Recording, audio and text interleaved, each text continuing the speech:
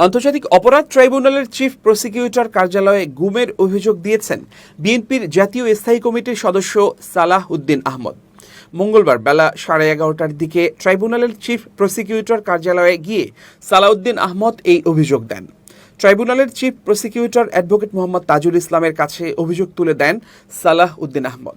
অভিযোগ জমা দিয়ে সালাউদ্দিন আহমদ বলেন, গুম খুনের বিষয়ে আন্তর্জাতিক অপরাধ ট্রাইব্যুনালে মামলা দায়ের করা হবে, তবে এখনও এ ব্যাপারে দৃশ্যমান কোনো কার্যক্রম দেখা না যাওয়ায় ক্ষোভ জানান তিনি। এ সময় সাবেক প্রধানমন্ত্রী শেখ হাসিনা সহ গুম খুনে জড়িত সবার বিচার নিশ্চিত করার দাবি জানান বিএনপির এই নেতা।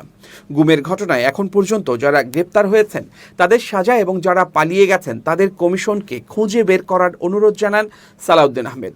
তিনি বলেন, সাবেক সেনা কর্মকর্তা জিয়াউল আহসান সহ যারা গুমের সঙ্গে জড়িত তাদের আইনের আওতায় আনতে হবে। এই সরকারের দায়িত্ব সবাইকে আইনের আওতায় আনা, সেই সঙ্গে দেশ থেকে গুম খুনের সংস্কৃতি চিরদিনের জন্য বন্ধ করতে হবে। নিজের গুম হওয়া প্রসঙ্গে সালাউদ্দিন আহমদ বলেন, আমি আগেই তাদের সঙ্গে যোগাযোগ করে আজকে গুম কমিশনে এসেছি। 2015 সালের 10 মার্চ রাত 9:30টার দিকে রাজধানীর উত্তরার একটি বাসা থেকে আইনশৃঙ্খলা বাহিনীর পরিচয়ে সশস্ত্র ব্যক্তিরা আমাকে তুলে নিয়ে যায়। তার 61 দিনের মাথায় আরেকটি দেশে পাচার করে তারা।